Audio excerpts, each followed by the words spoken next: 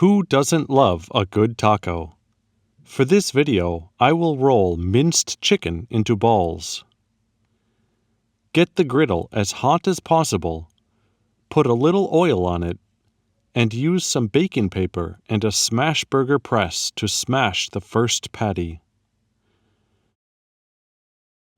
I'll add a second patty and flip them when ready.